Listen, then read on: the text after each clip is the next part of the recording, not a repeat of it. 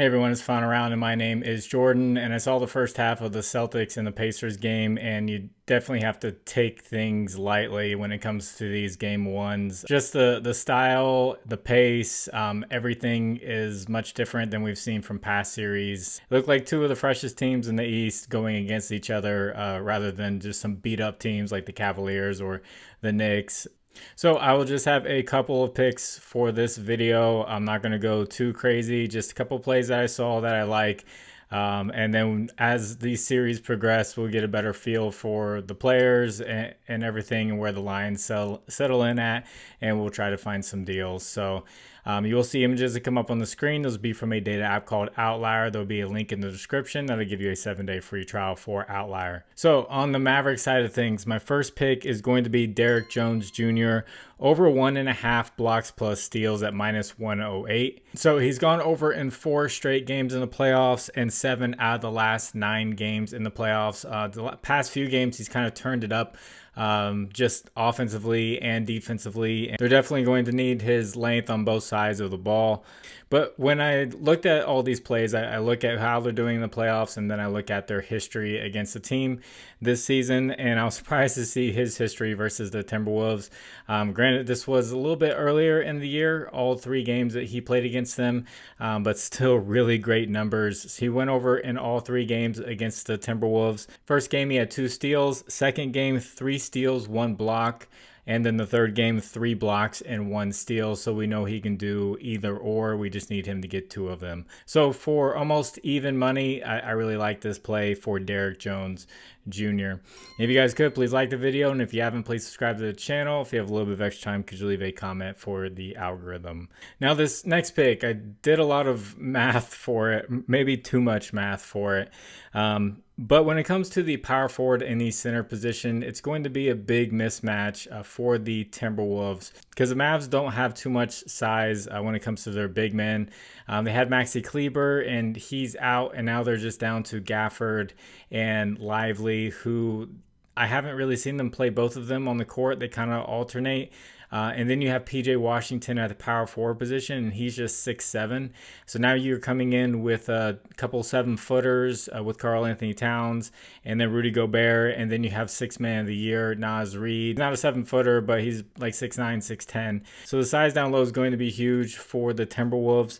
So taking a look at the lines, Karl-Anthony Towns' points kind of jumped off the page. His history, he's scored very well versus them. It's just lately he has a really good game and then like a really bad game and then a really good one and a really bad one. It's like off and on, and you don't know what you're going to get from him, even though he may have a 6'7" PJ Washington guarding him. But if you took Karl-Anthony Towns' points, I don't hate the read there, but because of that size mismatch, and it's going to be something that's going to just haunt the Mavericks this entire series. This is why they went out and got someone like Daniel Gafford, and they went out and got PJ Washington. But the play that I like and the line that I felt was kind of low was Naz Reid over points, rebounds, and assists at 14.5. So here comes all of the math. He's averaging 21 minutes a game over the past 5 games, and it's pretty steady, the minutes that he's been getting. In that Nuggets series, he went over this line in 5 out of the 7 games, so that's good to see. And then this season against the Mavericks, he went over 4 out of 4 times, but the minutes varied. There were some times in the season where Karl-Anthony Towns was out for a big stretch, or Rudy Gobert was out for a big stretch, and Naz Reid was playing a lot of minutes. And there were some times where he wasn't playing very many minutes, but he still went over this line 4 out of 4 times.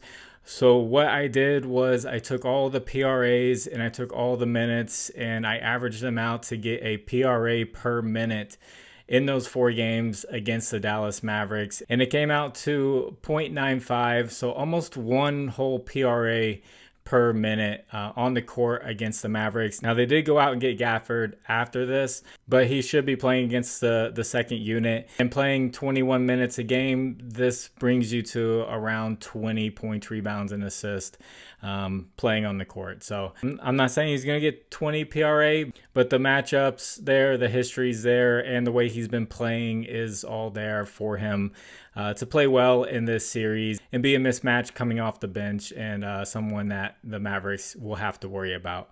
And I'd like to shout out my partners, Underdog Fantasy, Sleeper, ParlayPlay, and ChalkBoard. Use promo code FinalRound11 on any of these.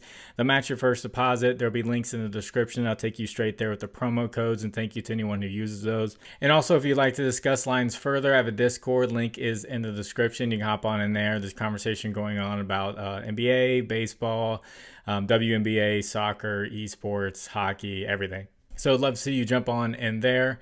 And as far as a recap goes, I did see the first half of the Pacers and the Celtics before I started recording, and it looked like Pascal Siakam decided to start getting some rebounds. And it's just one of those things, you know, gone under 7 out of the last 10 and played the Celtics one time and went under. So the read was there, but it looks like he may go over. And then Tyrese Halliburton, his passing was a little bit better than what he's been doing recently. He hasn't been taking all of the shots, and he has been getting his teammates a little bit more involved.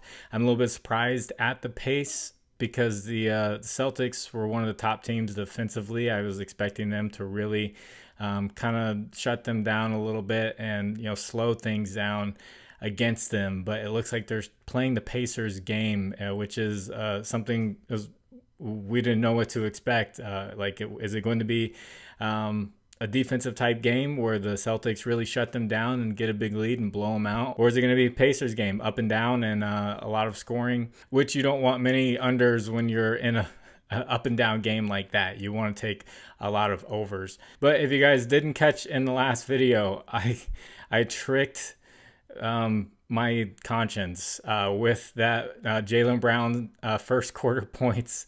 So I said I wasn't taking him, but if you caught the wink, that means I liked it. So he scored 10 in the first quarter, I believe. So he hit his first quarter points. I just had to say I wasn't going to take it. And the first quarter curse wasn't going to take over that place. So I hope you guys caught on to that. I know a lot of people did. So I still hope he hits his full points line. And then the WNBA, I just saw my first pick. It was Ryan Howard over 3-pointers made, over 2.5 3-pointers made. She's taking 8 a game. She shot 1 for 8. WNBA, I know a lot of people were sitting there saying that there's a lot of money there, but some of these ladies, they look pretty inconsistent. Like, you're shooting 4 for 8 for 2 games in a row, and you come out and just put up a stinker 1 for 8 shooting, and yeah, that's pretty bad. But I'm just here showing data and trying to make predictions because it's fun for me. If this wasn't fun for me, I wouldn't make these videos. So I'm going to get this edited and get it out to you. I hope you all do well. I hope you're doing well with the NBA playoffs and that game 1. Hope you had a lot of overs because it looks like this Pacers-Celtics series is going to be very high pace unless the Celtics can slow it down and start playing their game. So with that, God bless you all. It's Final Round. My name is Jordan. I'll catch you on the next one. Bye.